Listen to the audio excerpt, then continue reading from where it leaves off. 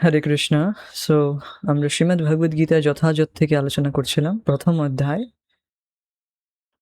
তো অর্জুনের মধ্যে এখন শোক আর মোহ উৎপন্ন হয়েছে, বিষাদগ্রস্ত হয়ে গেছেন। ভগবান দেখাচ্ছেন যে পশ্যেই তান কুরুন ইতি, এই কুরুদের তুমি দেখো, তুমি দেখার জন্য আগ্রহ করছিলে, এখন তুমি দেখো। তো এখন কুরুদের দেখার পরে যে সমস্ত তার বন্ধু বান্ধব, তো বন্ধু বান্ধব বলেনি, কুরুন ইতি, কুরুদেরকে দেখবে বলেছে, যে যারা যারা যুদ্ধ করতে উৎসুক হয়েছে তাদেরকে দেখতে চাই। তখন ভগবান তাদেরকে দেখালেন যে দেখো, পশ্যে এতান কুরুন ইতি, দেখো।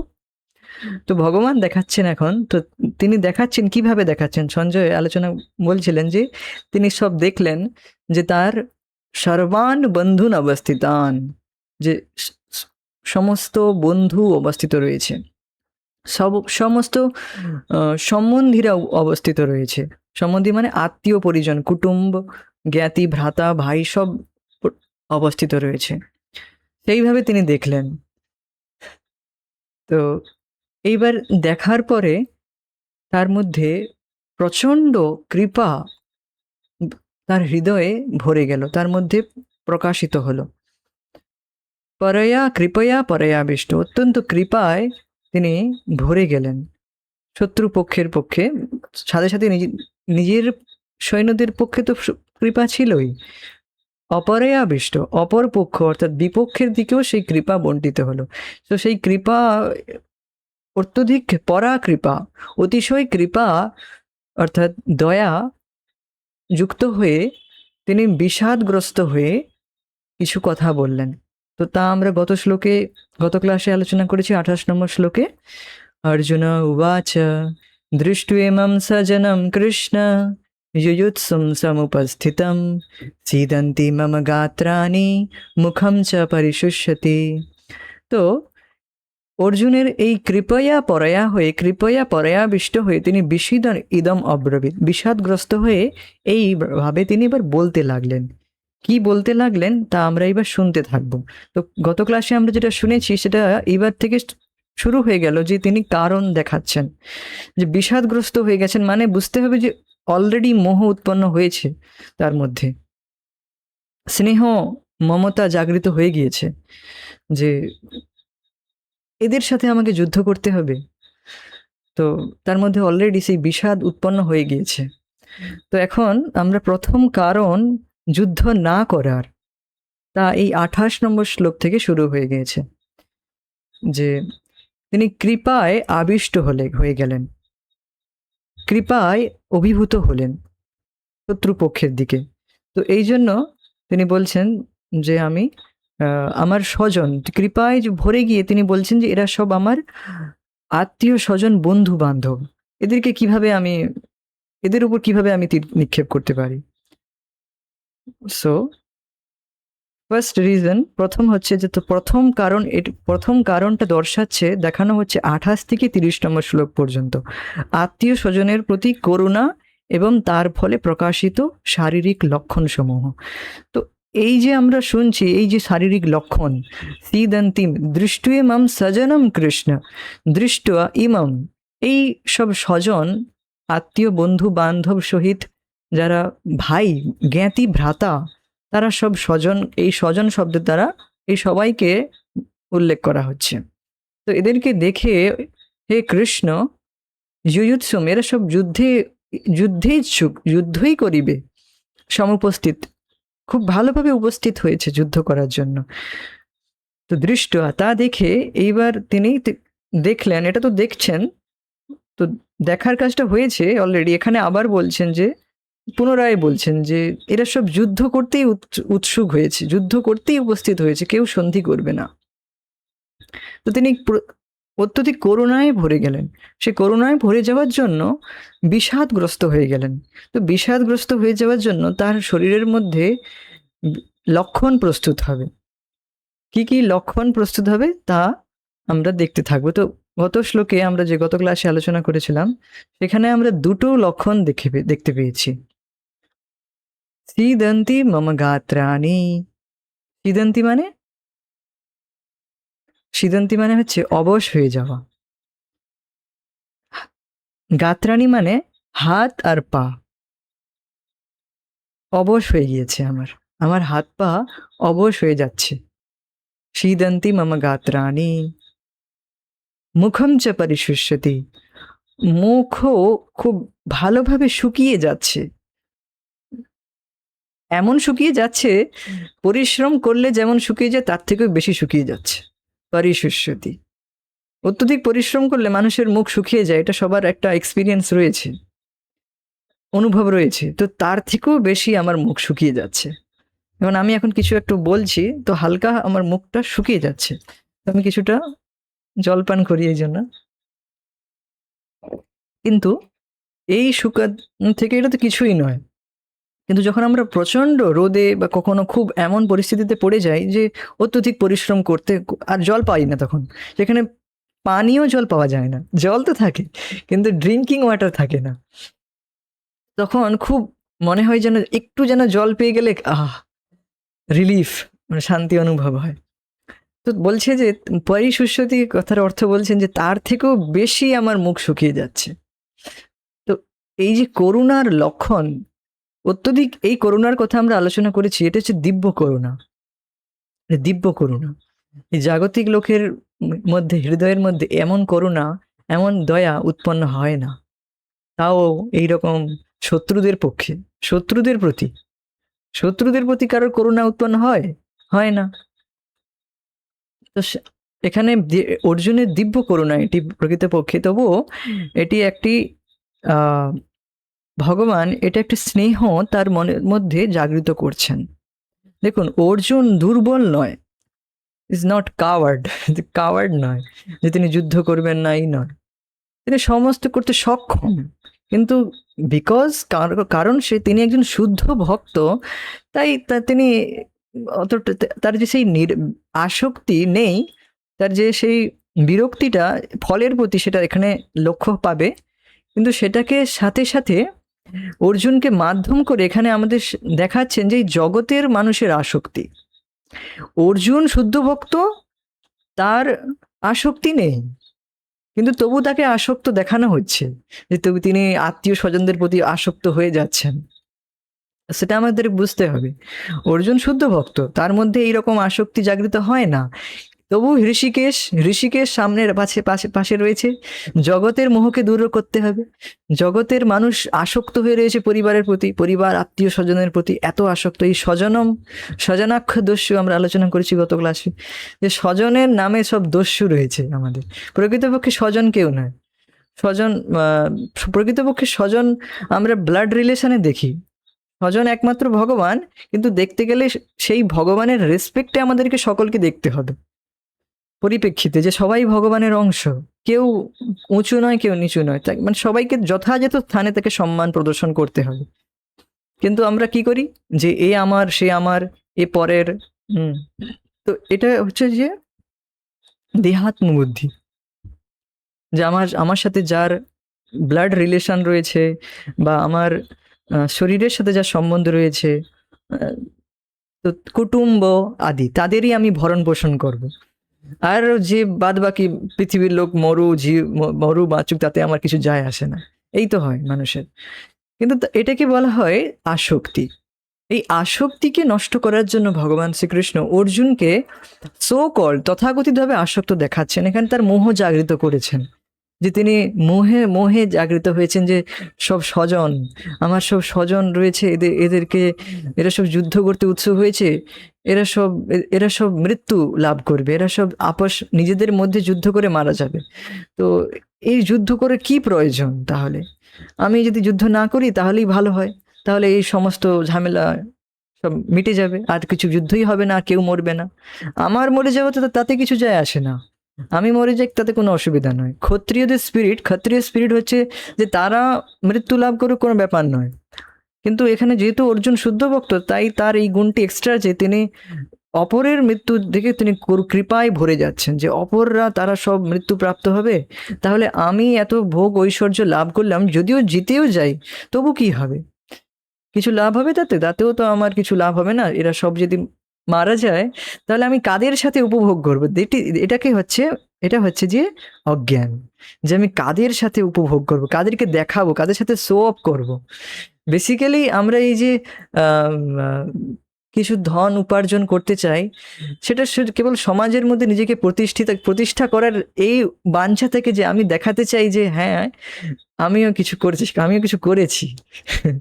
বেসিক্যালি আমরা দেখাতে চাই, মানুষকে দেখাতে চাই না যে আমি সমাজে প্রতিষ্ঠিত, তো যাতে মানুষ কিছু না বলতে পারে। তো এটা হচ্ছে বেসিক্যালি, এটা হচ্ছে অজ্ঞান আমাদের।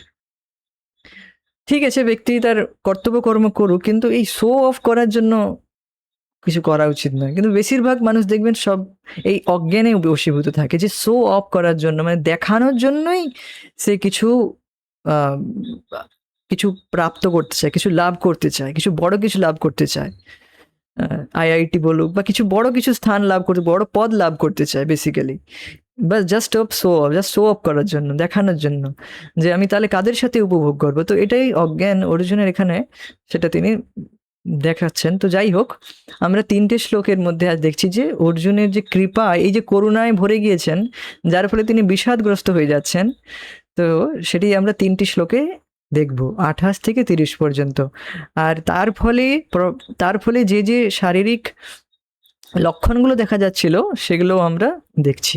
তো 2টো লক্ষণ আমরা দেখলাম, এরপরে আরো 7টি লক্ষণ আমরা 2টো শ্লোকে পরপর দেখতে থাকবো, 29 আর 30-এ।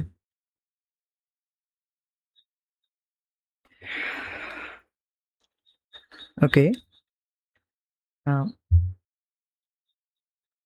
बेपथुश्च शरीरे मे रोमहर्षश्च जायते, गाण्डिवं संसृते हस्तात् त्वक्चैव परिदह्यते। बेपथुश्च शरीरे मे रोमहर्षश्च जायते, गाण्डिवं संसृते हस्तात् त्वक्चैव परिदह्यते। আরেকবার।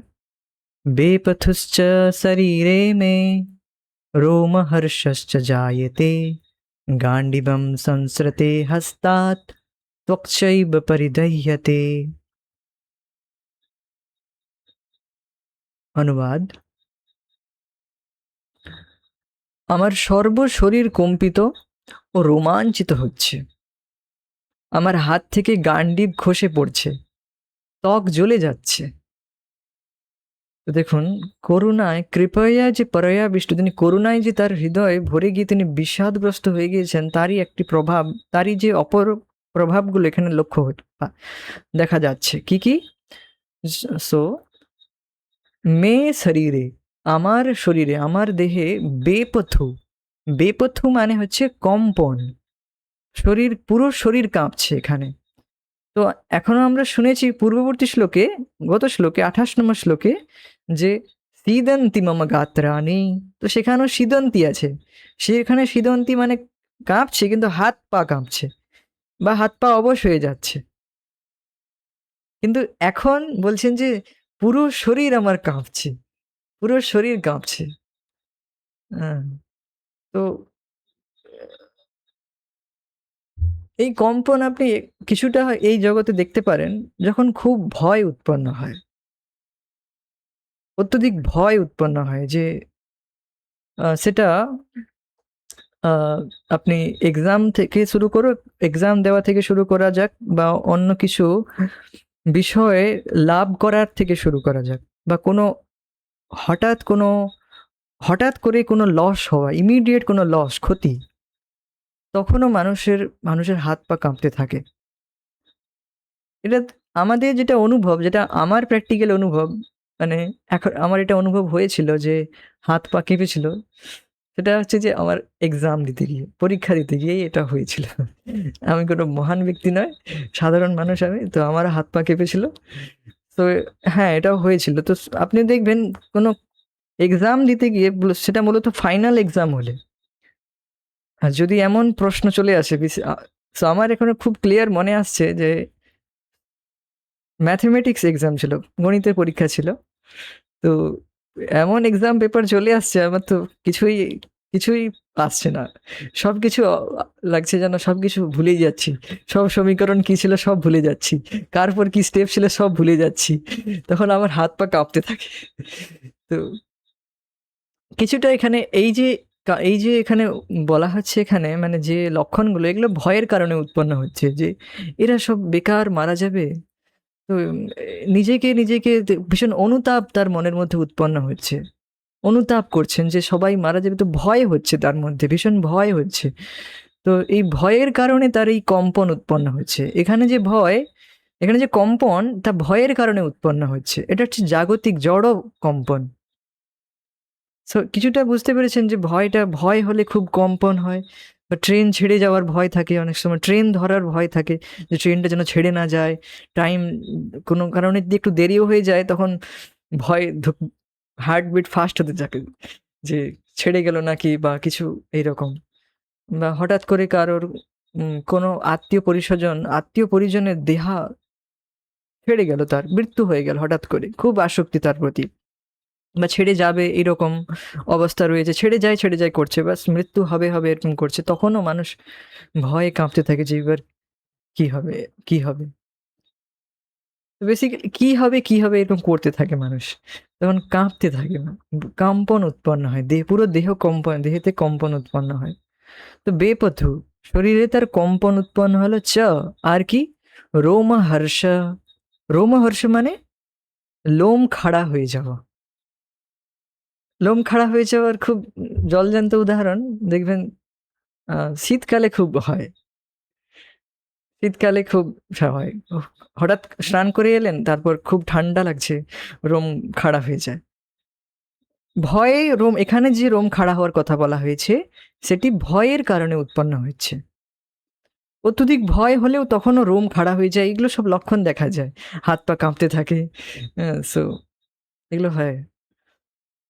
তো রোমহর্ষশ্চ জায়েতে, রোমহর্ষ মানে রোম খাড়া হয়ে যাওয়া। চ জায়েতে জন্মিতেছে। হস্তাৎ হস্ত হইতে, হাত থেকে, গান্ডিবম সংসৃতে বিস্রস্ত হইতেছে, মানে গান্ডিব খসে পড়তেছে, গান্ডিব আমার হাত থেকে খসে যাচ্ছে। আর কি হচ্ছে, শুধু তাই নয়, ত্বক চৈব, ত্বক চর্ম ও, অর্থাৎ আমার চামড়া, আমার স্কিন, আমার চর্ম ও পরিদহ্যতে মানে খুব এখানে দেখুন প্রত্যেকটাই সুস্যতে বলা হয়েছিল আগের শ্লোকে, এখন বলা হচ্ছে পরিদহ্যতে। দহ্য মানে দজ্জ, বাংলায় আমরা বলি দজ্জতে, হিন্দি বা সংস্কৃতে দহ্যতে বলি, তো আমি এরকম বলি এই জন্য।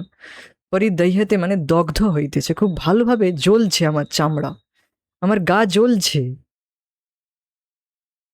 সো এই যে গান্ডীব হাত থেকে সংস্রতে মানে হাত থেকে খলিত হয়ে যাচ্ছে, হাত থেকে যে আহ, খলিত হয়ে যাওয়া রয়েছে এখানে, হাত থেকে খসে পড়ছে। তো এই খসে পড়ার কারণ কি? এই খসে পড়ার কারণ হচ্ছে অধৈর্য। তিনি ধৈর্য হারিয়ে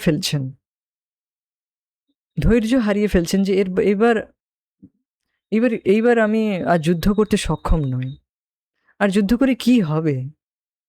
তো তিনি বেসিক্যালি দেখছেন যে সব ধৈর্য হারিয়ে ফেলছেন এইবার। তো যখন আমরা খুব ভয়ে ভীত হয়ে যাই, আমাদের হৃদয়ে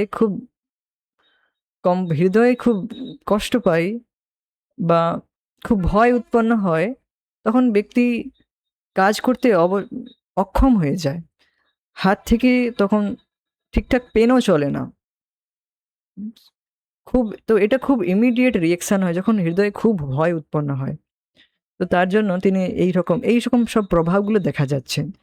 তো বিশিদান ইদম আব্রাবিদ, আমরা শুনেছি যে কৃপয়া পরয়াবিষ্ট হয়ে, কৃপায় ভরে গিয়ে এইসব লক্ষণ তার মধ্যে প্রস্তুত হচ্ছে। আর ভয়ের কারণে গান্ডিবম সংস্কৃতি, গান্ডিব তার হস্ত থেকে খসে পড়ছে, তিনি অধৈর্যের কারণ অস্থির হয়ে পড়েছেন। ত্বক চৈব পরিদেহেতে, আর যে তার চামড়া তা খুব ভালোভাবে জ্বলছে। এই চামড়া জ্বলার বা পুরো শরীরের চামড়া জ্বলার কারণ হৃদয়ের দুর্বলতার কারণে এই জ্বলার কারণ বলা হয়েছে, যে হৃদয় তার জ্বলছে। এই হৃদয়ে জ্বলার কথা অর্থাৎ মনের প্রভাবের কথা বলা হয়েছে। যখন আমরা মনে খুব কষ্ট পাই, তখন চামড়া বা শরীরের উপরও তার প্রভাব দেখা যায়। কেউ খুব কটাক্ষ, খুব কটু বচন বলেছে, তখন আমরা খুব মনে মনে খুব কষ্ট পাই। আর সেটি আমাদের শরীরের উপরও তার লক্ষণগুলো দেখা যায়। তো তার মনে তিনি যে, তার হৃদয়ে তিনি যে কষ্ট পাচ্ছেন, সেটিরই লক্ষণ এখানে প্রস্তুত হচ্ছে। ত্বক চৈব পরিদহ্যতে, আমার ত্বক, আমার চর্ম খুব ভালোভাবে জ্বলছে। এটি বলা হয়েছে যে হৃদয় দাহ, হৃদয় জ্বলছে তার, হৃদয় দাহ। এখানে চর্ম যে দহিত হচ্ছে, এটা আক্ষরিক অর্থে নেওয়া যাবে না যে কোনো বাইরে থেকে তিনি হিট পাচ্ছেন, তা নয়। বাইরে থেকে খুব গরম লাগছে এরকম হয়তো মনে হতে পারে না। হৃদয়ে জ্বলার জন্য হৃদয়ে তিনি কষ্ট পাচ্ছেন যে এরা সবাই বেকার বা এইভাবে সব মৃত্যু প্রাপ্ত করবে। আমার সব যারা এত স্নেহ করেছে আমার, আমার পিতামহ, পিতার তুল্য সব ভাই, এদের সাথে আমি একসাথে খেয়েছি, বসেছি, ঘুমিয়েছি। তো যাই হোক, এদের সাথে এরা সব আজকে সব মৃত্যু লাভ করবে। তো এই যে এর জন্য তার হৃদয়ের মধ্যে এক বিশেষ করুণা, তা আমি এখানে এক্সপ্লেন করতে পারবো না। এই যে বিশেষ করুণাটা কি যে উৎপন্ন হচ্ছে, আমরা সেটা এখন বুঝতে পারবো না, কারণ এটি অর্জুনই অনুভব করতে পারছে। আমরা যে করুণা অনুভব করি এই জগতে, সেটা খুব একটা বেশিও নয়, বা না বললে চলে। আমাদের মধ্যে সেই কৃপা বা করুণা হৃদয় কঠোর হয়ে যাওয়ার জন্য সেটা ফিল কমে গিয়েছে। হৃদয়ে কঠোরতার জন্য আমাদের হৃদয়টা কঠোর হয়ে গেছে পাষাণের মতো। এই জন্য সেই যে কৃপা, পরজীবের প্রতি যে সহজ কৃপা করার যে শুদ্ধ ভক্তের বৈশিষ্ট্য, সেটার কথা আমরা এখন বুঝতে পারছি না।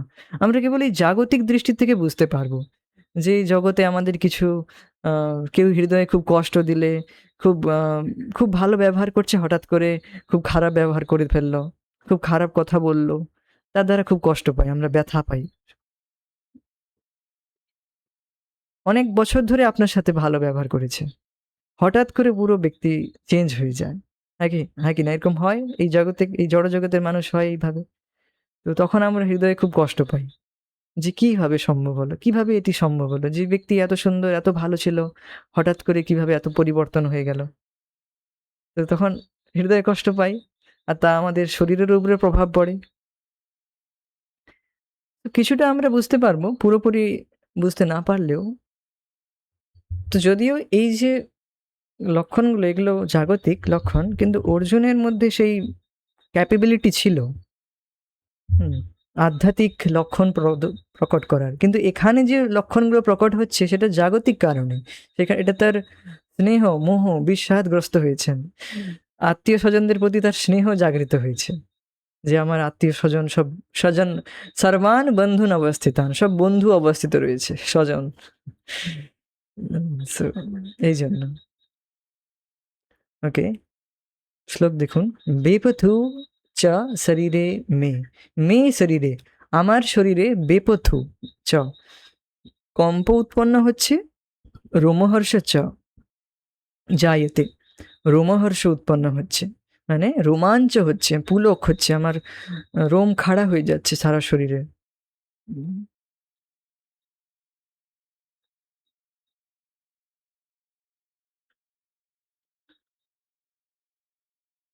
সো এই রোম খাড়া হওয়া তো জাগতিকভাবে আপনি দেখেন যে কখনো ভয় লাগলে, খুব ভয় পেলে রোম খাড়া হয়ে যায়। সো এটা জাগতিকভাবে এভাবে বুঝতে পারবেন, দেখেছেন হয়তো, বুঝতেও পেরেছেন হয়তো। তো এরপর বলছেন যে গান্ডিবম সংস্কৃতি হস্তাৎ। তো এখানে আমি একটা কথা খুব সুন্দর এখানে বলা হয়েছে যে গান্ডিবম সংস্কৃতি হস্তাৎ।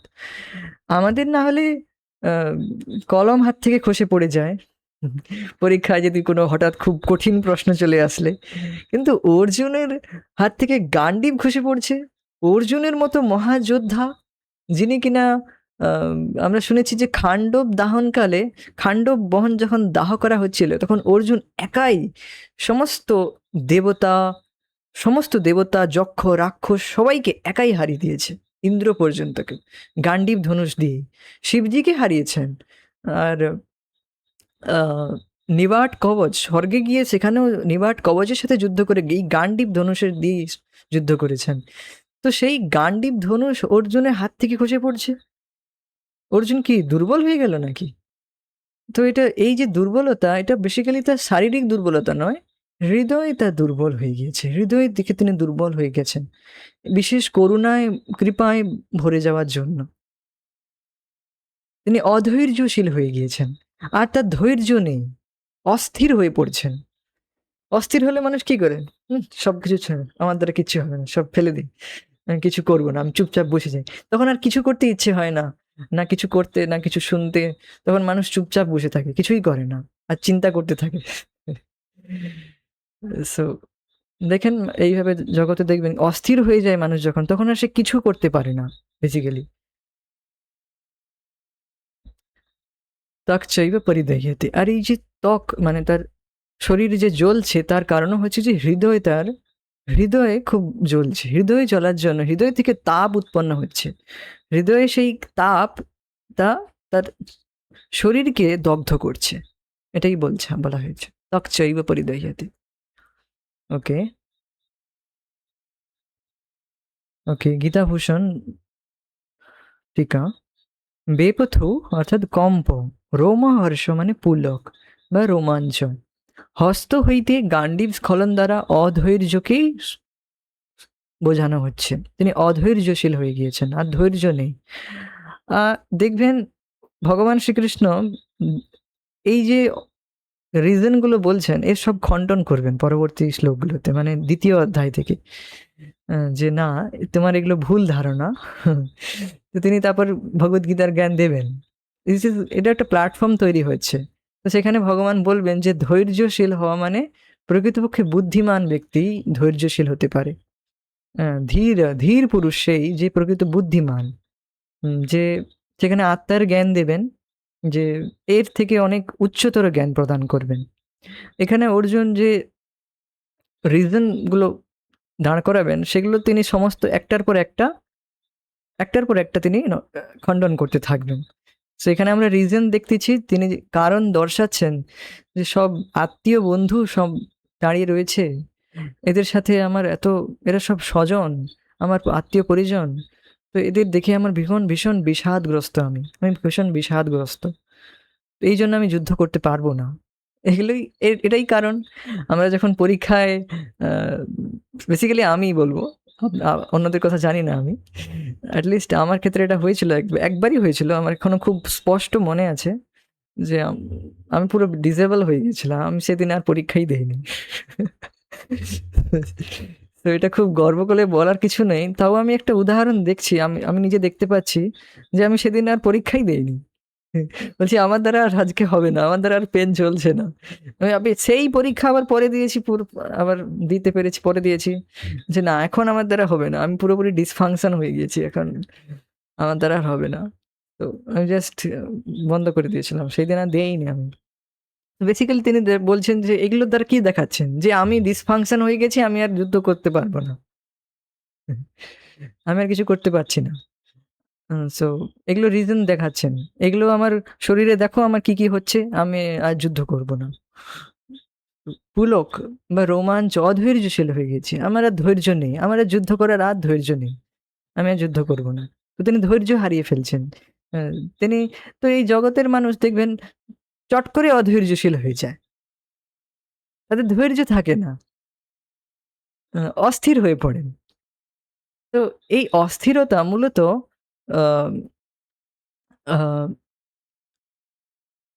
বেসিক্যালি অস্থিরতা, এটা জাগতিক মানুষের মধ্যে খুব দেখা যায়। যারা মানুষ, আমরা যখন একটু ভগবানের ভক্তি করতে থাকি, তখন আমরা স্থির হতে থাকি, আমরা পেশেন্স, এই যে একটা লক্ষণ রয়েছে, উৎসাহ ধৈর্য নিশ্চয়াত। উৎসাহ ধৈর্য মানে ধৈর্য। এই যে ধৈর্য কথাটি রয়েছে, মানে ঈশোপনিষদ নয়, nectar of instruction, nectar of instruction রয়েছে উপদেশামৃতে। সো সেখানে রয়েছে যে ধৈর্য মানে ধীরতা, এই যে ধীর হওয়া, ধীর হওয়া, এটি হচ্ছে বিশেষ গুণ, বিশেষ কোয়ালিটি। সো এই বিশেষ কোয়ালিটি ভক্তি করলে আমরা এই গুণগুলো লাভ করতে থাকি, ধীর ধীরে স্থির হতে থাকি। জাগতিক ক্ষেত্রেও দেখবেন যে অন্য মানুষ দেখবেন বিরক্ত হয়ে যাচ্ছে, আপনি বিন্দাস দাঁড়িয়ে রয়েছে, ঠিক আছে, কি করা যাবে এখন, ধৈর্য চলে আসে, অটোমেটিক মানুষ ধীর হতে থাকে, ধীর স্থিরতা চলে আসতে থাকে। আর যখন মানুষ অত্যন্ত বিষণ্ণ হয়ে পড়ে, বিরক্ত হয়ে যায়, সে আর ধীর থাকতে পারে না, অধৈর্য হয়ে পড়ে, যে না না আর হচ্ছে না, আর আমি দাঁড়িয়ে থাকতে পারছি না, এইবার আমাকে আমাকে আমাকে এবার চান্স দিতেই হবে। তো এখানে অধৈর্য হয়ে যায় মানুষ, দেখা যায় জগতে। তো সেটাই এখানে বলা হচ্ছে যে তিনি অধৈর্যের জন্য তিনি গান্ডীব তার হাত থেকে খসে পড়ছে। এই নয় যে তার শরীরের বল নেই, না, অধৈর্য হওয়ার জন্য তিনি তার হাত থেকে গান্ডীব খসে পড়ছে। তারপর বলছেন যে গাত্র দাহ দ্বারা হৃদয়গত বিশেষ দাহ এখানে দেখানো হইল। যে ত্বকচৈব পরিদহ্যতে বলা হয়েছে, মানে তার শরীর জ্বলছে, এটি মূলত হৃদয়ের বিশেষ দাহ, তার হৃদয় জ্বলছে, হৃদয়ে তিনি খুব কষ্ট পাচ্ছেন, আহ, হৃদয়ে কষ্ট পাচ্ছেন। এই জগতে দেখা যায় যে মানুষ এসিতে থাকে, পরমপূজ্য রাধা গোবিন্দ মহারাজ বলেন যে এই উদাহরণ দেন যে মানুষ এসিতে থাকে তবু তার হৃদয় জ্বলার জন্য সে রাতে ঘুমোতে পারে না, হৃদয় জ্বলতে থাকে যে এই করতে হবে, এই হয়েছে, এই হয়ে গেল, এত টাকা লস হয়ে গেল, ইত্যাদি ইত্যাদি, সেই হৃদয়টা জ্বলতে থাকে কন্টিনিউয়াসলি। বা সে আমাকে এই কটু কথা বললো, সে আমাকে এমন বললো, এইভাবে আমাকে আমার মতো সজ্জন শিরোমণিকে এইভাবে কথা বললো, বিভিন্ন রকম সে কথা ভাবতে ভাবতে সবসময় তার হৃদয় জ্বলতে থাকে, জ্বলতে থাকে। এসিতে রয়েছে তবু তার হৃদয় জ্বলতে থাকে, তো তখনও তার শরীর জ্বলতে থাকে। এটা দেখা যায় এই জগতে, হৃদয়ে জ্বলার জন্য শারীরিকভাবেও সে জ্বলতে থাকে।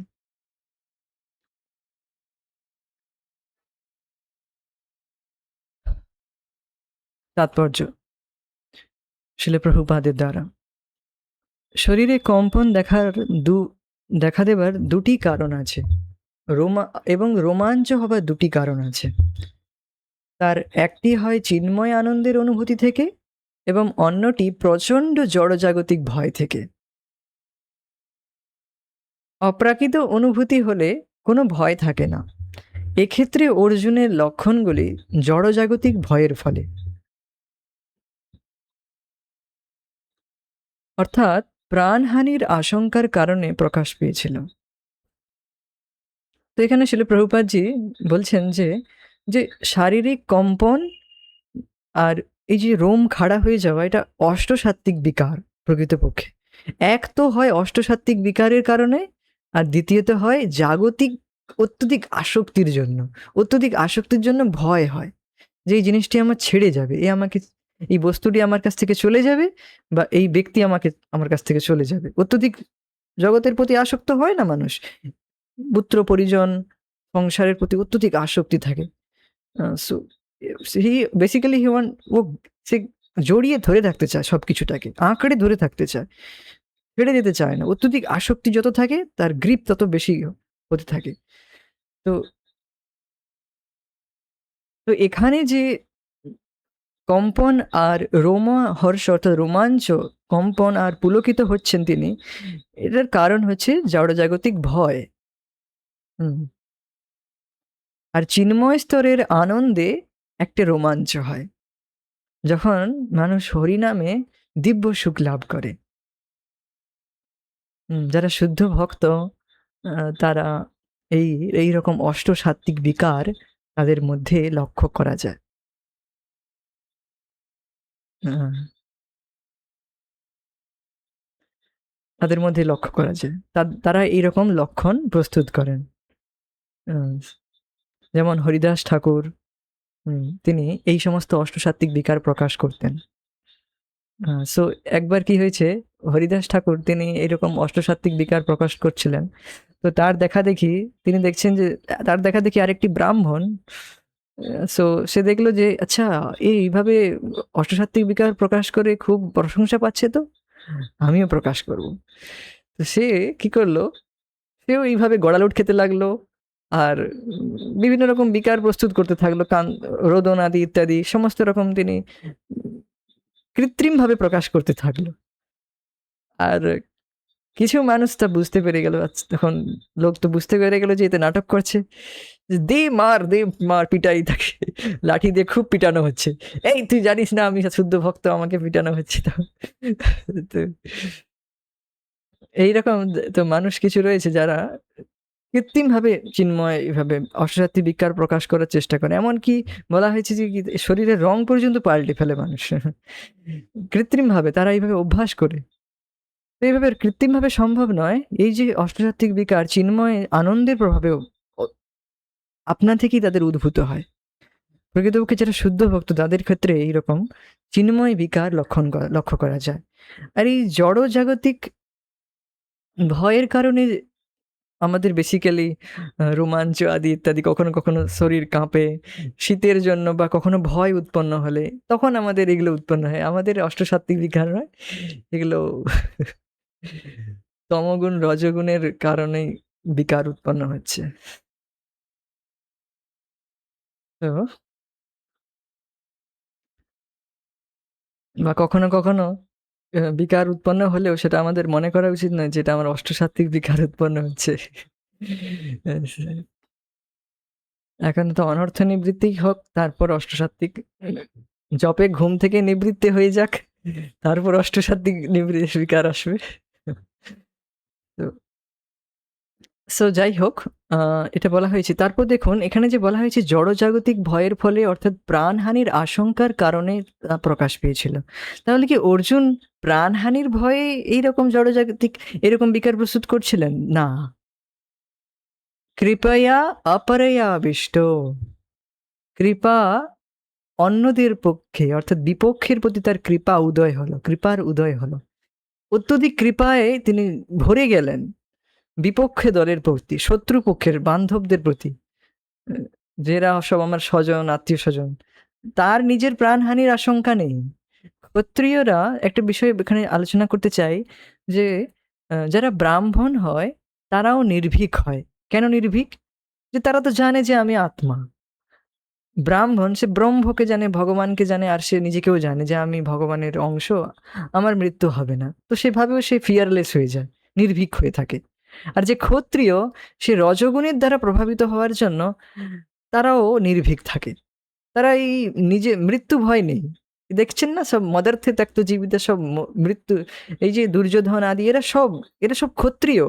যারা ক্ষত্রিয় তারা কোনোদিন মৃত্যুকে ভয় পায় না। যে তারা যে মরবে এটা তারা জানেই। ডেফিনিটলি তারা সব মরার জন্যই তারা যুদ্ধ করে। তাদের মৃত্যু ভয় নেই। তারা সব বীর, মানে ক্ষত্রিয় একটা স্পিরিট হয় যার জন্য তারা ভয় পায় না, মৃত্যুকে ভয় পায় না। আর তৃতীয়ত যারা তমগুণে রয়েছে, এই জগতের মানুষ দেখবেন বেশি তারাও নির্ভীক থাকে। কেন? কারণ তারা তমগুণে রয়েছে, কিছুই জানে না যে কি গতি হবে, কিছু কিভাবে তাদের মৃত্যু হবে কি হবে, মৃত্যুর কথা তারা চিন্তাই করে না, কিছুই চিন্তা ভাবনাই করে না। একটা তাদের যে মৃত্যু আসবে বা এইরকম যে পাপ কাজ করছে তাদের অধোগতি হবে, কি গতি হবে, কিছুই তারা তার পক্ষে একদম টোটালি অজ্ঞানের মধ্যে থাকে। এই জন্য নির্ভীক থাকে। কোনো তাদের কিছু ব্যাপার নয়। বিন্দাস তারা জীবন কাটাচ্ছে। তো তারাও নির্ভীক থাকে। তো বুঝতে পেরেছেন ভয় শূন্য হওয়ার ৩ টি কারণ? যারা শতগুণে থাকে তারা তো নির্ভীক, ব্রাহ্মণ। রজোগুণে থাকে যারা অর্থাৎ ক্ষত্রিয়, তারা তো ক্ষত্রিয় স্পিরিটের জন্য তারা নির্ভীক। আর যারা তমগুণে রয়েছে, জাগতিক মানুষ, জড়জাগতিক আসক্তি মানুষ, তারা তো এই তমগুণের প্রভাবে অজ্ঞানের মধ্যে থাকার জন্য নির্ভীক থাকে। সো এটা কিন্তু এখানে অর্জুনের যে আ এই যে প্রাণহানির আশঙ্কা, এটা প্রকৃতপক্ষে তিনি দেখছেন যে তার স্বজন, আত্মীয়-স্বজন এদের সব প্রাণহানি হবে। এরা মৃত্যু লাভ করবে। এইজন্য তার কৃপা, করুণা তার হৃদয়ে ভরে গিয়েছে। বেসিক্যালি তার স্নেহ উৎপন্ন হয়েছে, মমতা, যে আমার স্বজন। আমি কাদের সাথে ভোগ করব? আমি কাদের সাথে উপভোগ করব? আমি যদি যুদ্ধে জিতেও যাই, তাহলে এরা যদি মারা যায়, তাহলে আমি কাদের সাথে উপভোগটা করব? এই জগতে মানুষ, আমি বলেইছি অলরেডি যে কিছু পদ লাভ করতে চায় তার পরিবারের সাথে ভোগ করার জন্য। চাকরি পায় মানুষ তার পরিজনের সঙ্গে থেকে ভোগ করতে চায়। আ তো এটি রয়েছে, একা থাকতে চায় না সে। সে কোথাও যদি দূরেও যদি কোনো তার চাকরি হয়ে যায়, সে চায় তার বাড়ির কাছে ফিরে আসতে ট্রান্সফার নিয়ে যেমন তেমন পারে হোক বাড়ির কাছে চলে আসতে চায়। আর সে পরিবার, সমাজ, পরিজন, আত্মীয় পরিজন সবার সাথে থেকে তার যে ভোগ, সে যে এই ঐশ্বর্য লাভ করেছে তা ভোগ করতে চায়। বেসিক্যালি দেখাতে চায়, শো অফ করতে চায় যে আমি এরকম লাভ করেছি, আর সে এটা উপভোগ করতে চায়। তো এখন যদি এরা সব প্রাণহানি হয়ে যায় তাহলে আমি কাদের সাথে উপভোগ করবো? এটাই মূলত বেসিক্যালি আর্গুমেন্ট। তো তার অন্যান্য লক্ষণ দেখেও আমরা তা স্পষ্টভাবে বুঝতে পারি অর্জুন এতই অস্থির হয়ে পড়েছিলেন যে তার হাত থেকে বিখ্যাত গান্ডীব ও ধনুক খসে পড়ছিল।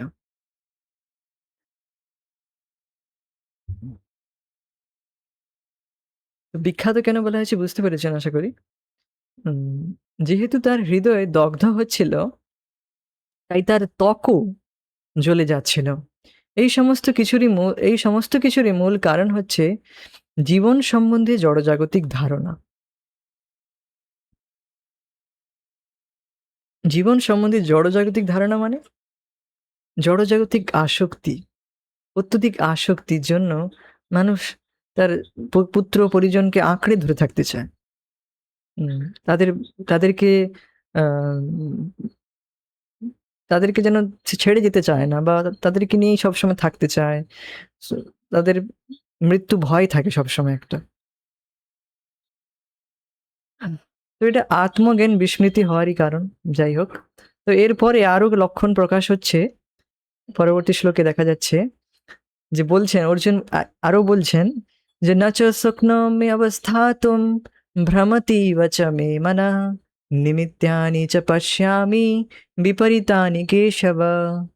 ন চ শক্নোম্যবস্থাতুম ভ্রমতীব চ মে মনঃ নিমিত্তানি চ পশ্যামি বিপরীতানি কেশব।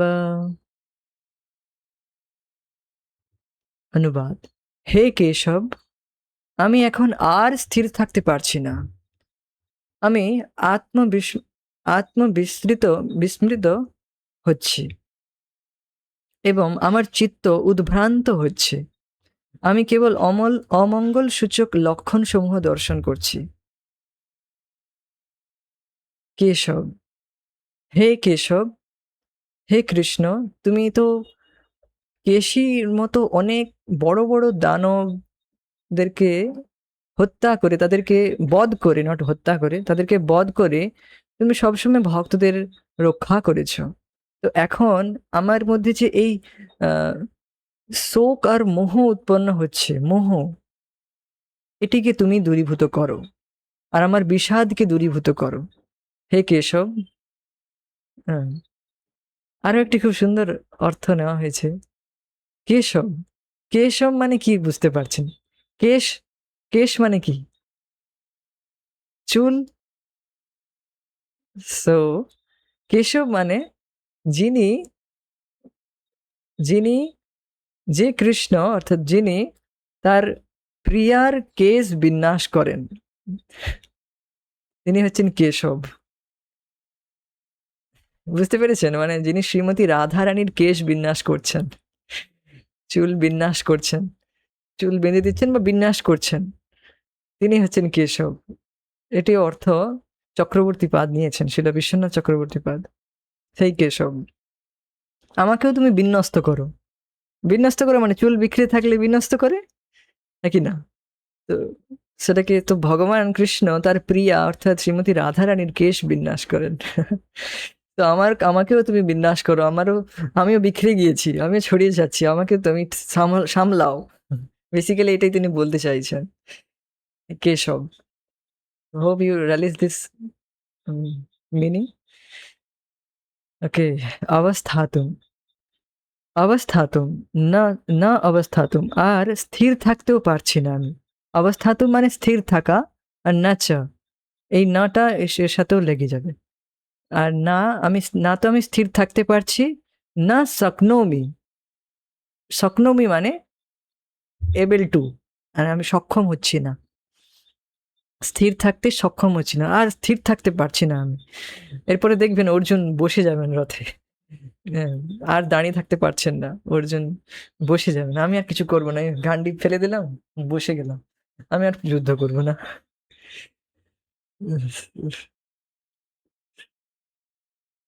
আর বলছেন যে মে মনহা ভ্রমতীব, আমার মনও ভ্রমতি ইব, যেন ঘুরছে, আমার মন ঘুরছে, মানে মন ঘুরছে, মন তো ঘোরে না, মাথা ঘোরায়, তো সেটাই বলছেন যে আমার মাথা ঘুরোচ্ছে, আর আমি যেন মূর্ছা যাচ্ছি, আমি আমার আমার জ্ঞান, মানে আমি জাস্ট মূর্ছিত হয়ে যাচ্ছি, অজ্ঞান হয়ে যাচ্ছি। সো ভ্রমতীব চ মে মনঃ, আমি ভ্রমিত, আমার আমার মূর্ছা যাচ্ছে, আমার আমার মন ডিস্টার্ব হয়ে গিয়েছে। আহ, আমি দাঁড়িয়ে থাকতে পারছি না, আমি আর নিজে স্থির থাকতে পারছি না। আমার তো এর এর কারণ হচ্ছে যে হৃদয় আমার খুব দুর্বল হয়ে গিয়েছে। হৃদয় দুর্বলতার জন্য তো এই কারণ প্রস্তুত হচ্ছে যে তিনি আর স্থির থাকতে পারছেন না, তিনি মূর্ছা যাচ্ছেন, এটা বলা হয়ে গেছে। ভ্রমতীবা। আর বলছেন বিপরীতানি চ নিমিত্তানি, বিপরীতানি নিমিত্তানি, আর সব বিপরীত লক্ষণ, বিপরীত সব ফল আমি কারণ দেখতে পাচ্ছি। এখানে বলা হয়েছে বিভিন্ন এবং বিভিন্ন দুর্লক্ষণ পশ্যে দেখিতেছি।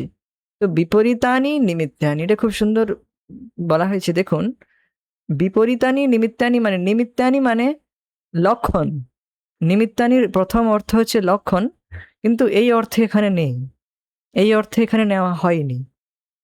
নিমিত্তানি অর্থ হচ্ছে লক্ষণ, মানে যে অমঙ্গল লক্ষণ দেখা যাচ্ছে সেমন নয়। যেমন ভগবান শ্রীকৃষ্ণ যখন এই জগৎ ছেড়ে চলে যাচ্ছিলেন তার ভগবত ধামে, তখন সব অমঙ্গল দেখা যাচ্ছিল, বিভিন্ন অমঙ্গল যুধিষ্ঠির মহারাজ দেখছিলেন, বিভিন্ন অমঙ্গল, অপশকুন যাকে বলা হয় হিন্দিতে, অমঙ্গল দেখা যাচ্ছিল। সেই রকম অমঙ্গল লক্ষণ তিনি দেখছিলেন না, এখানে তিনি দেখছেন যে কারণ হিসেবে ফল, যুদ্ধের ফল তিনি ভালো দেখছেন না। এখানে নিমিত্তানি মানে যুদ্ধের ফল, কারণ, এই উদ্দেশ্য, এর উদ্দেশ্য, এর যে যুদ্ধের ফল আমি ভালো দেখছি না, মানে আমি যুদ্ধে জয়লাভ করলেও তার প্রভাবে আমি সুখ লাভ করব না। যুদ্ধে জয়লাভ করলে তো সুখ লাভ করার কথা, কিন্তু না, অপোজিট, বিপরীত আনি, বিপরীতই লাভ হবে, অর্থাৎ আমি অনুতাপই করব, শোকই করতে থাকবো, আমি দুঃখই পাবো, এটাই বলছেন। আসলে প্রভুপাদ যে বিষয় খুব সুন্দর এটাকে অর্থ নিয়েছেন, সেটা দেখবো, প্রভুপাদ তাৎপর্য খুব সুন্দর নিয়েছেন।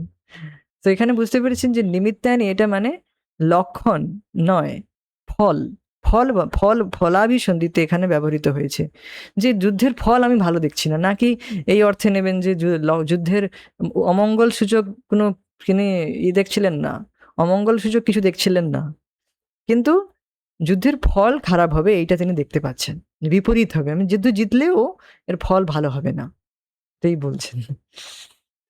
তো শ্লোক দেখুন, তো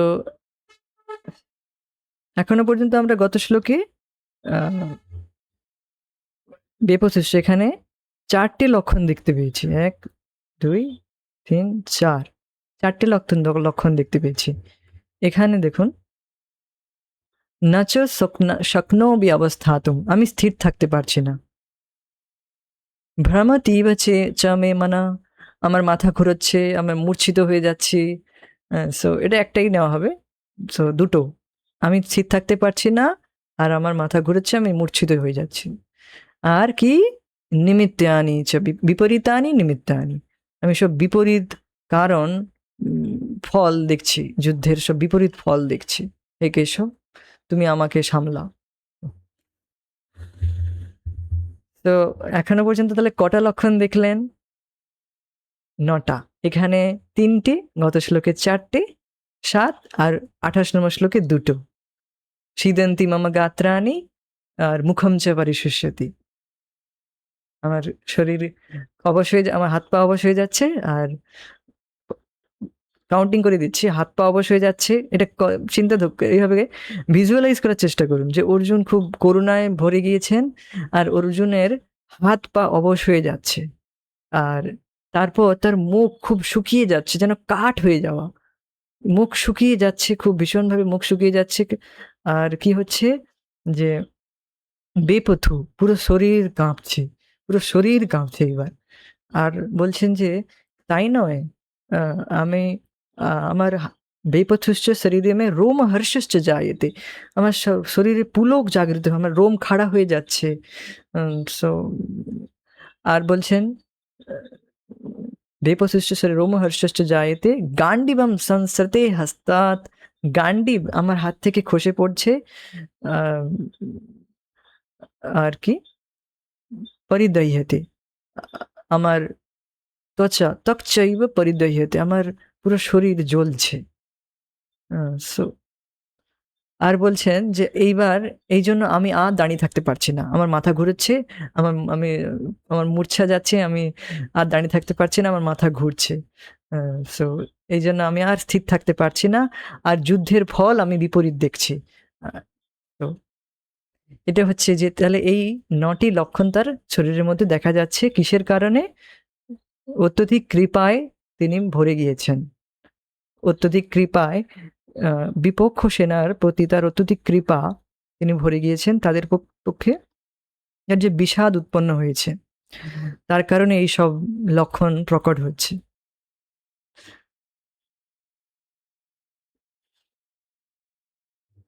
ওকে,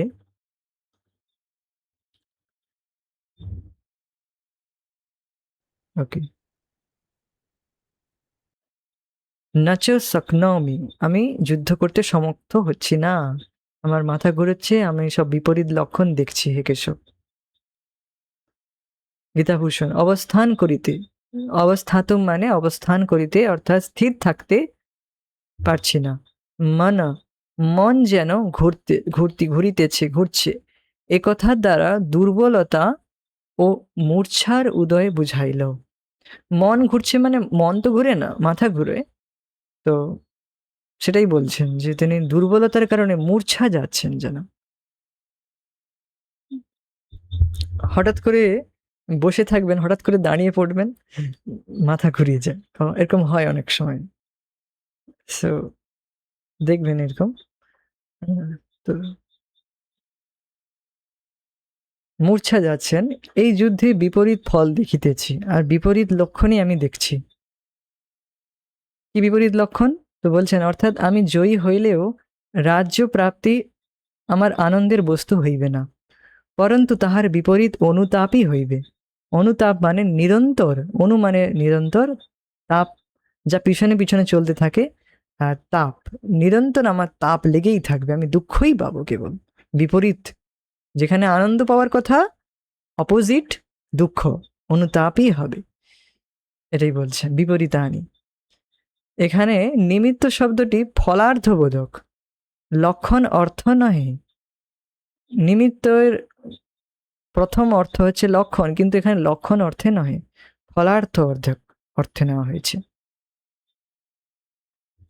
অনুবাদে দেখুন, এখানে যে অনুবাদে দেখবেন অমঙ্গল সূচক লক্ষণ সমূহ দর্শন করছি, হ্যাঁ রয়েছে। তো এই যে লক্ষণ সমূহ দর্শন করছি মানে এই নয় তিনি অমঙ্গল দেখতে পাচ্ছিলেন, তা নয়।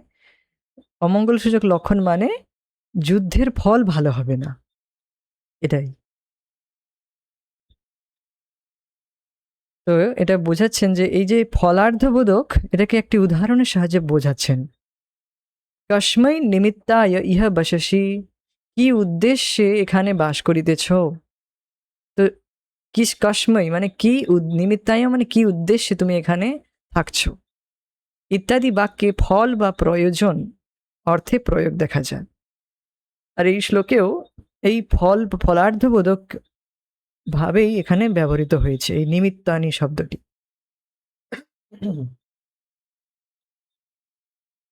তাৎপর্য,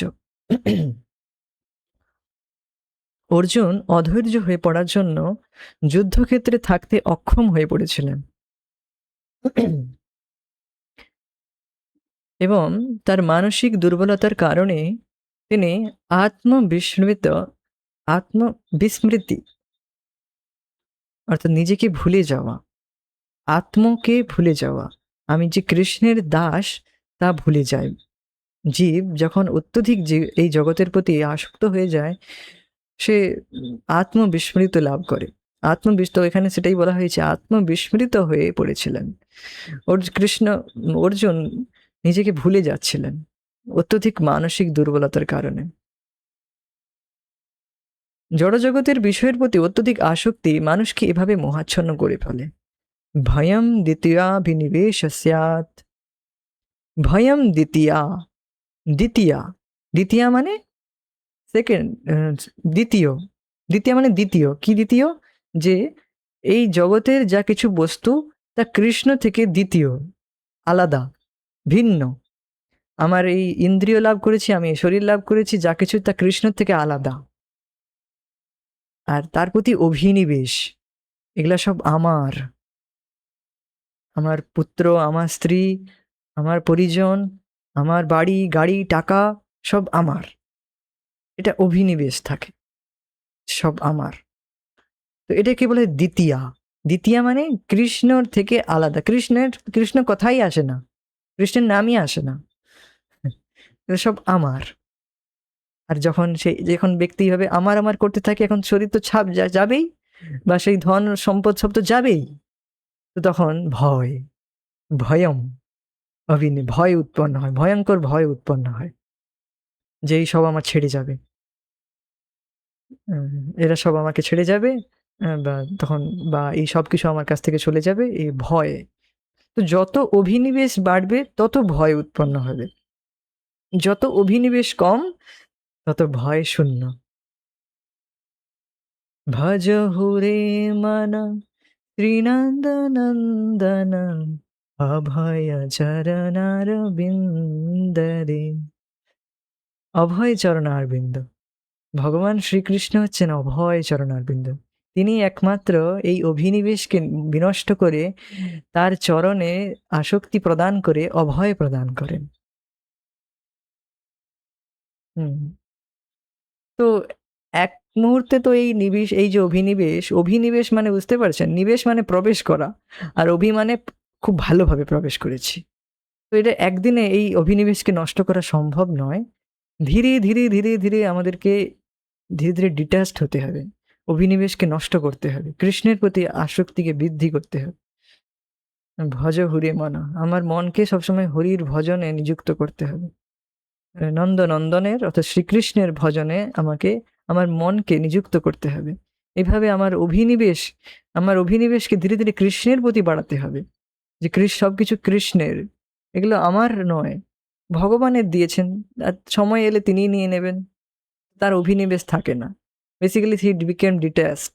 যেমন অর্জুন, তার কোনো অভিনিবেশ নেই, তবু এখানে একটা মোহ দেখা যাচ্ছে, তিনি মোহাচ্ছন্ন হয়েছিলেন সাময়িকভাবে, কিন্তু প্রকৃতপক্ষে তিনি মোহাচ্ছন্ন নয়। যারা শুদ্ধ ভক্ত তারা মোহাচ্ছন্ন নয়, কিন্তু এখানে তার মোহ উৎপন্ন করেছেন ভগবান, যে এই জগতের মানুষকে শিক্ষা দেওয়ার জন্য, যে এই জগতের মানুষ অত্যধিক মোহাচ্ছন্ন, অত্যধিক ভয় তাদের লেগেই থাকে সারা যে সব কিছু আমার কাছ থেকে চলে যাবে। তো এই ধরনের ভীতি ও মানসিক ভারসাম্যের অভাব তখনই দেখা যায় যখন মানুষ জড় অবস্থার দ্বারা অত্যন্ত প্রভাবিত হয়ে পড়ে। আমার আমার অফিসে একজন ব্যক্তি, একজন মাতাজি, সো বিকেম মাতাজি, মানে সে মাতাজি হয়েছে রিসেন্ট দীক্ষা নিয়ে। সো আমি বললাম যে আচ্ছা, আপনি তো দীক্ষা নিয়েছেন, এখন কিছু আধ্যাত্মিক জ্ঞান অর্জন করুন। তো বলছে ব্যক্তি মানে সেই মাতাজি বলল, আরে আধ্যাত্মিক জ্ঞান নেব না, পরীক্ষা সামনে আছে, পরীক্ষা দেব। তারপর বলছে যে, আমাকে কিছু বলতেই দিল না, যে বলছে যে এই পরীক্ষা না দিলে, এই না করলে আরো বাচ্চাকে আমি বিয়ে করতে হবে, বাচ্চাকে খাওয়াতে হবে, এগুলো সব কে করবে এইসব আধ্যাত্মিক জ্ঞান নিতে থাকলে? আমি বললাম অল্প তো নেওয়া যায়, তো একটু একটু তো নেওয়া যায়, তো সময় কোথায়, আমার পরীক্ষায় কে লিখে দেবে? তো আমি তখন বললাম যে আচ্ছা, আপনি যে এই সমস্ত কিছু করছেন, এগুলো তো at the end of the day সবকিছু চলে যাবে, তাহলে এত আসক্তি কি প্রয়োজন? আপনি তো অলরেডি একটা চাকরি পেয়েছেন, অলরেডি একটা চাকরি করছেন যদিও, আবার আবার একটা পরীক্ষার জন্য তিনি প্রস্তুতি নিচ্ছেন। সো ভয় যে এইটুকুতে চলবে না, আরো বেশি চাই, এটাতে চলবে না আমার। তো আসক্তি, জগতের প্রতি অভিনিবেশ, যে আরো চাই, কিভাবে তাহলে আমার ইন্দ্রিয় তৃপ্তি হবে। So, অভিনিবেশ। ঠিক আছে, মানুষ তার জীবনযাপন করুক, কিন্তু অত্যধিক অভিনিবিষ্ট হওয়া উচিত না। আর এই অভিনিবেশ অত্যধিক হওয়া যে উচিত নয়, এটাও সে জানতে পারবে যখন সে ভগবদ গীতা শ্রবণ করবে, শ্রীমদ্ ভাগবতম শ্রবণ করবে। সো তখনই এইরকম বৈরাগ্য, বৈরাগ্য বিদ্যা জাগৃত করতে পারবে। উইদাউট বৈরাগ্য, উইদাউট বিরাগ, অর্থাৎ বৈরাগ্য ছাড়া এই আধ্যাত্মিক জগতে প্রবেশ করতেই সে পারবে না। প্রবেশই আধ্যাত্মিক জগতে, মানে আধ্যাত্মিক জগতে প্রবেশ করাই মানে বৈরাগ্য, ডিট্যাচমেন্ট, প্রথম জিনিস। প্রথম হচ্ছে যে ব্রহ্মচর্য, মানে ইন্দ্রিয়কে সংযত করা, কৃষ্ণের সেবায় নিজেকে নিযুক্ত করা, কৃষ্ণের জন্য নিজেকে, নিজের ইন্দ্রিয়কে যুক্ত করা, ইন্দ্রিয়কে সংযত করা, ভোগ ভোগ থেকে ধীরে ধীরে নিজের ইন্দ্রিয়কে টেনে নেওয়া। না, আমি আর কোথাও আমার ইন্দ্রিয়কে নিযুক্ত করব না, আমি তপস্যার জীবন যাপন করব। আধ্যাত্মিক জীবন শুরু মানে ব্রহ্মচর্য, মানে তপস্যার জীবন, তপ। What is that? সেই তপস্যা কি? এই তপস্যা হচ্ছে যে ১৬ মালার, ১৬ মালা না করতে পারলেও ব্যক্তি অ্যাটলিস্ট কিছু মালা জপ করুক, কিছু ভগবানের নাম জপ করুক।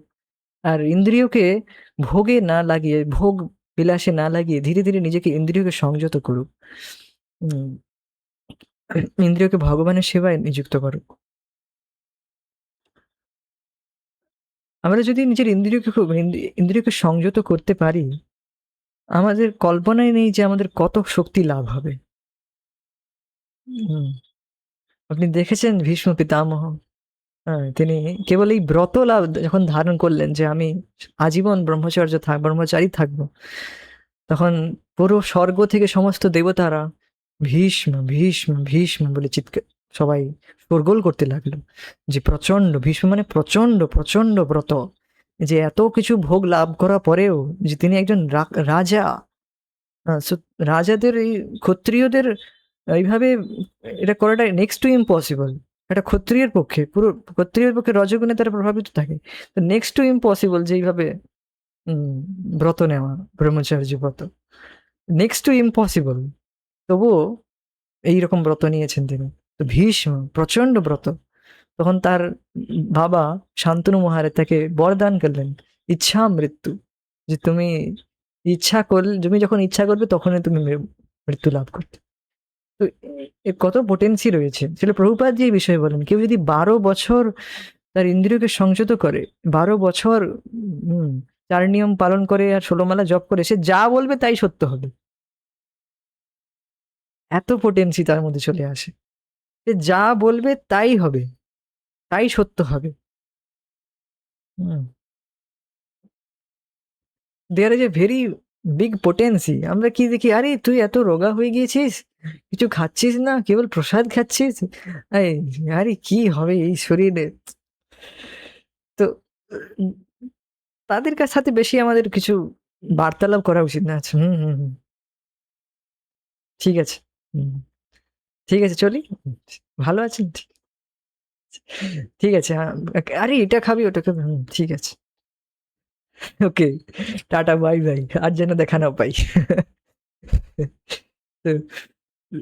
তো তারা এইসব বুঝবে না। তারা এই সবসময় শরীর নিয়েই পড়ে থাকে, তার এই অভিনিবেশ রয়েছে শরীরের প্রতি, যে আরে এই করছিস না, শরীর এই হয়ে গেছে, রোগা হয়ে গেছিস। তারা আর ছাড়া কিছু বুঝবেই না, তারা শরীর থেকে সারাদিন এই কথাই চর্চা করে।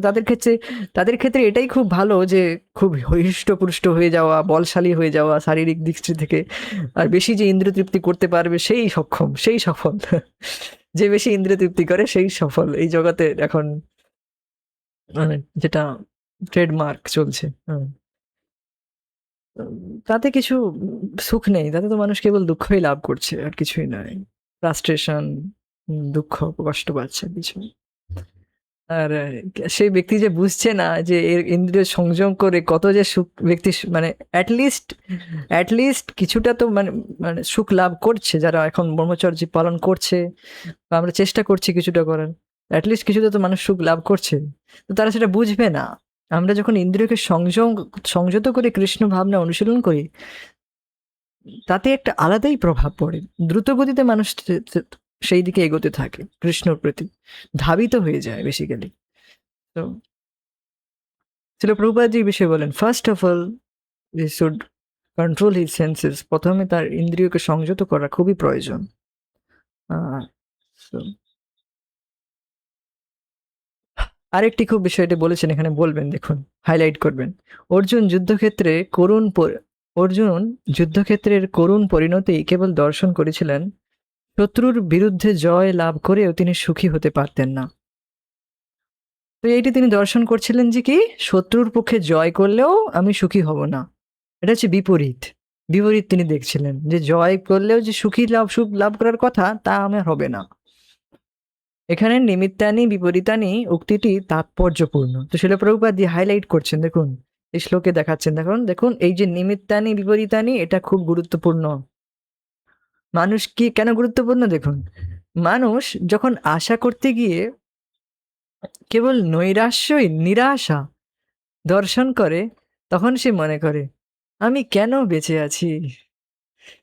সকলেই তার নিজের জন্য এবং ব্যক্তিগত সুখ স্বাচ্ছন্দ্যের বিষয়েই আগ্রহী।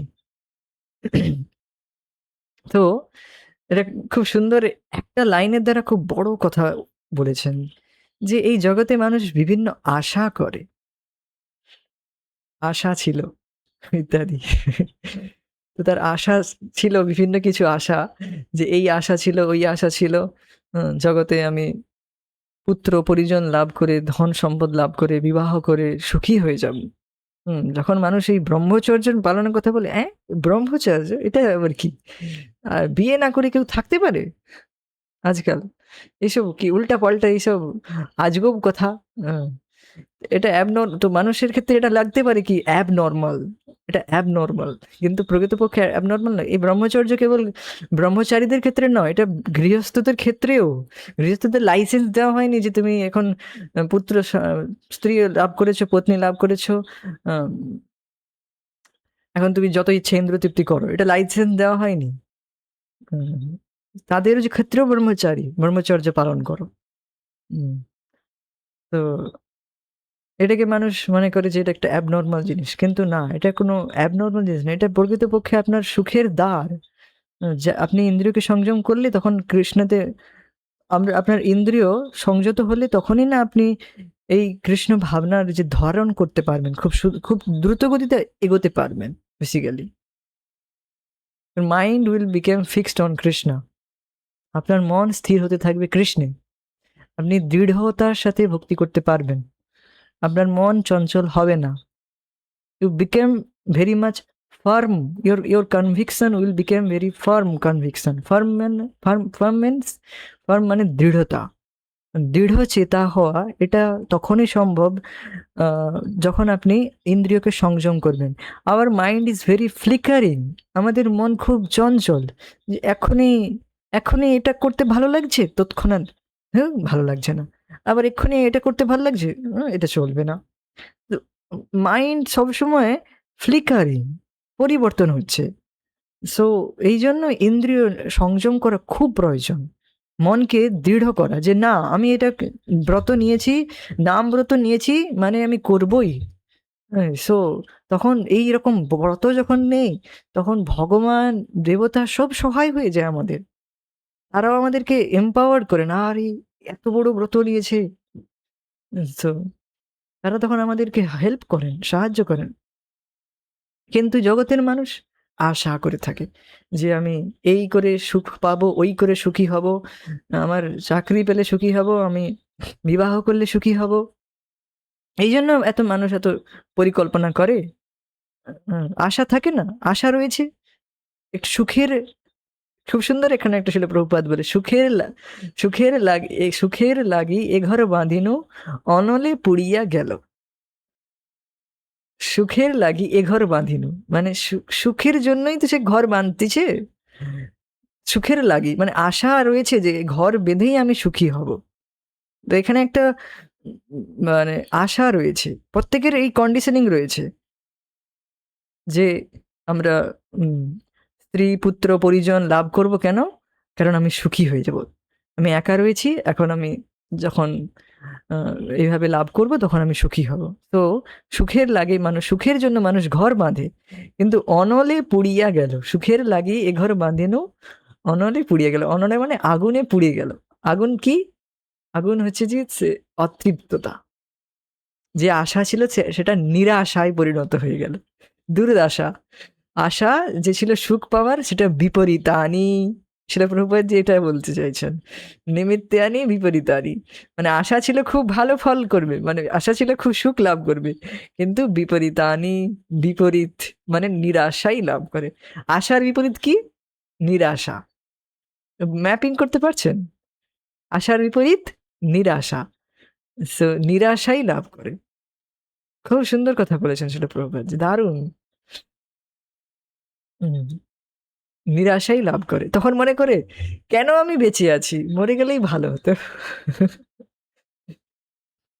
সো তখন basically he wants to do suicide করতে চায়, আত্মহত্যা করতে চায় মানুষ। তখন মনে করে, কেন আমি বেঁচে আছি? কেনই আমি এত এত সময় নষ্ট করলাম? এত জীবন, পুরো আমি জীবন আমার নষ্ট হয়ে গেল। আশা নিরাশা হয়ে যায়। তো তাহলে বেসিক্যালি আমাদের বুঝতে হবে, এই জগতে কোনোদিন আমাদের আশা রাখা উচিত নয় যে আমি এই জগৎ থেকে সুখ লাভ করব। এই আশাকে আমাদের এই গুরুবাণীর দ্বারা আমাদের ছেদন করা উচিত, কুঠারাঘাত করে একে গোড়ার থেকে কেটে দেওয়া উচিত। কোনোদিন এই আশা রাখা উচিত নয় এই জগতে মানুষ আপনাকে সুখী করে দেবে, বা আপনি বিবাহ করলে বা এই করলে ওই করলে আপনি সুখী হয়ে যাবেন, এই আশা কোনোদিন রাখা উচিত নয়। দিস ইজ মায়া। এটা মায়া, কেবল ইলিউশন যে আপনি সুখী হয়ে যাবেন এই জগতে। হুম। সো মায়ার দ্বারা সেটা পুড়ে ছাই হয়ে যাবে, বিপরীত নিরাশায় পরিণত হয়ে যাবে, বিপরীত আনি। তো বিপরীত হয়ে যাবে একদম, এটাই বলতেছেন। তো কেন বিপরীত হয়? কারণ ভগবানের বিষয়ে কারোর আগ্রহ নেই, ভগবানের প্রতি তার কোনো আশা থাকে না, ভগবানের প্রতি তার কোনো সে কোনো আগ্রহ নেই। শ্রীকৃষ্ণের ইচ্ছাতেই অর্জুন তার প্রকৃত স্বার্থ বিষয়ে অজ্ঞতা প্রদর্শন করছেন। কিন্তু তাহলে এখানে যে অজ্ঞতা, মানে অর্জুনের যে অজ্ঞান প্রদর্শন হচ্ছে, তা শ্রীকৃষ্ণের ইচ্ছায় হচ্ছে, ভগবানের ইচ্ছায় হচ্ছে, এটা বলছেন।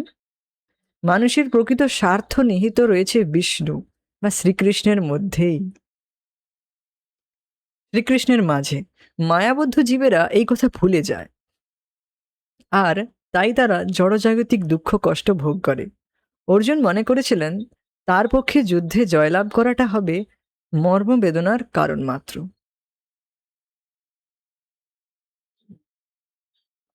তো দেখুন এখানে যেটা বলা হয়েছে যে মানুষ, বেশিরভাগ মানুষ বলে এই তুই কি ভীষণ স্বার্থপর। তো এই জগতের মানুষ তার স্বার্থ নিয়ে চলে, কি স্বার্থ? ইন্দ্র তৃপ্তি স্বার্থ। তো সেটা প্রকৃত স্বার্থ নয়। স্বার্থ অর্থাৎ স্ব অর্থ, মানে নিজের অর্থ, নিজের লাভ তখনই হবে যখন আমরা শ্রীকৃষ্ণের সেবা করব, শ্রীকৃষ্ণের মধ্যে তা নিহিত হবে। আমাদের স্বার্থ যখন শ্রীকৃষ্ণের মধ্যে, শ্রীকৃষ্ণের প্রীতিবিধান, শ্রীকৃষ্ণের সন্তুষ্টি বিধান সেটা হবে, তখনই আমাদের স্বার্থ প্রকৃত, তখন আমরা স্বার্থপর হলাম। স্ব অর্থ, নিজেকেই জানলাম না মানুষ কি স্বার্থপর। মানুষ ভাবে যে আমি, এই যে বলে মানুষ তুই খুব স্বার্থপর, কিন্তু সে প্রকৃতপক্ষে স্বার্থপর নয়। সে বেসিক্যালি স্বার্থপর, সে যে সে বলে আমি স্বার্থপর নই, আমি স্বার্থপর নই, সে স্বার্থপর নয়, এটাও বলা যায়, কারণ সে নিজের স্বার্থকে জানে না। নতে বিদুম স্বার্থ গতিম হি বিষ্ণু, দুরাশয়া যত বহিরর্থ মানি না, বহিরর্থ মানি না, অন্য অর্থকেই মানতে থাকে যে এগুলোই আমার স্বার্থ, এগুলোই আমার স্বার্থ, আমার পুত্র পরিজনকে পালন করা এটাই আমার স্বার্থ। ভগবানের কিছু যায় আসে না, ভগবানের সাথে আমার কিছু যায় আসে না। ভগবান যাক, ধূপ দেখিয়ে দিয়েছি, ঠিক আছে। সকালে 5 মিনিট দেখিয়ে দিয়েছি, ব্যাস। হুম। সো বেসিক্যালি সে সে জানে না নিজের স্বার্থ কি। বা এই জগতে দেখবেন যখন মানুষ, মানুষ বলতে ভক্ত, আমরা যখন একটু ভক্তিপথে চলে আসি, তখন আমরা এই জগতের প্রতি অতটা খেয়াল করি না, ধ্যান দেই না। তারা তখন বলে, "এই তুই কি স্বার্থপর হয়ে গেছিস?" তখন হ্যাঁ, হ্যাঁ, ইয়েস, ইয়েস। এখন আমি প্রকৃত স্বার্থপর হলাম। এতদিন ছিলাম না। আমি এখন প্রকৃতপক্ষে স্বার্থপর হলাম। স্বার্থ বুঝতে পারছি। এতদিন ছিলাম না। তো ধন্যবাদ।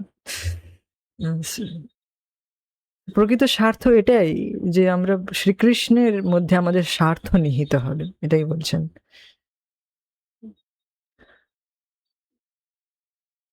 তো তো অর্জুন মনে করেছিল যে তার পক্ষে যুদ্ধে জয়লাভ করাটা হবে মর্মবেদনার কারণ মাত্র, মানে তার মর্মবেদনা কারণ মাত্র হবে, যুদ্ধে জয়লাভ করাটা কোনো ফল হবে না তেমন, এটা কেবল বিপরীত ফল হবে, তিনি কেবল দুঃখই পাবেন, অনুতাপই হবে, এটাই বলছেন। সো এখানে আমরা প্রথম কারণ এখনো পর্যন্ত আলোচনা করলাম,